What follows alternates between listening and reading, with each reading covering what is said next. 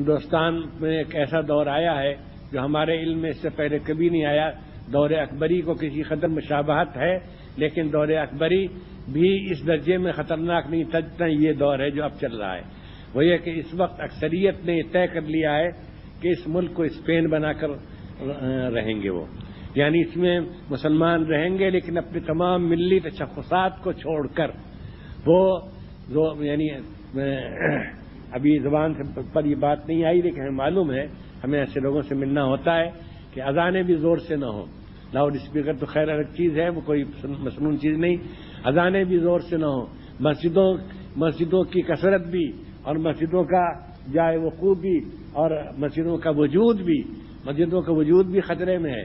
اور بابری مسجد کے ساتھ جو واقعہ پیش آیا اس نے اس کے راستہ کھول دیا ہے.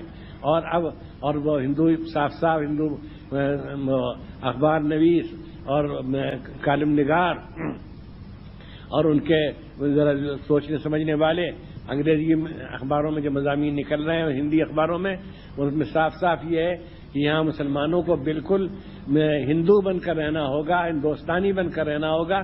یہاں مسلمان بن کر رہنے کی گنجائش اب نہیں ہوگی. وہ لباس میں، صورت شکل میں اور زبان میں اور رسم الخط میں اور تہذیب میں، سب میں ان تمام امتیازی خصوصیات سے دستبردار ہو جائیں جن سے یہ معلوم ہوتا ہے اور دور سے کہ یہ مسلمان ہے، یہ کہا جائے کہ یہ مسلمان ہے. اس وقت سب سے بڑا اس فتنے کو روکنے کے لیے سب سے بڑی طاقت جو ہو سکتی ہے وہ علماء کی ہو سکتی ہے، وہ ہمارے فضلائے مدارس کی ہو سکتی ہے کہ وہ جہاں جہاں کے رہنے والے ہوں وہاں کی مسجدوں میں تقریر کریں، جمعے کے دن تقریر کریں، عیدین میں تقریر کریں، خوشیوں کے موقع پر تقریر کریں، نکاح وغیرہ کی مجلسوں میں تقریر کریں کہ ہم کو اپنے پورے ملی تشخص کے ساتھ اس ملک میں رہنا ہے، کسی ایک چیز کو نہیں چھوڑنا ہے. ہم اس کے لیے بھی تیار نہیں کہ ہمارا پائچہ ٹخنے سے نیچے ہو. ہم اس کے لیے تیار نہیں کہ ہم اپنی داڑھی کو ایسا کر لیں کہ وہ سمجھا جائے کہ بس میں اتفاقاً کچھ بال اگائے ہیں. نہیں، کچھ نہیں. ہم بالکل شریعت پر عمل کریں گے اور شریعت کے ساتھ رہیں گے اور ہمارا نظام تعلیم وہی رہے گا. ہم اپنے بچوں کو توحید کی تعلیم دیں گے، دینیات پڑھائیں گے، اردو سے واقف بنائیں گے، اردو رسم الخط کو زندہ رکھیں گے. یہ سب سے بڑی ذمہ داری آپ پر عائد ہوتی ہے اور آپ ہی سب سے بہتر طریقے پر اس ذمہ داری کو ادا کر سکتے ہیں. اس لیے یہ بات بھی سن لیجئے اور دل پر لکھ لیجئے کہ اس وقت کا سب سے بڑا فتنہ جو ہے وہ ہے یہی متحدہ کلچر اور ملی تشخص سے دستبردار ہونا. اور افسوس کی بات یہ ہے کہ ہمارے دینی حلقے یا علمی حلقے کے بعض لوگ بھی جو قلم کا استعمال جانتے ہیں اور زبان سے بھی علمی زبان بات کر سکتے ہیں، وہ بھی اس کی دعوت دینے لگے ہیں کہ مسلمانوں کو کسی بات پہ اصرار نہیں کرنا چاہیے.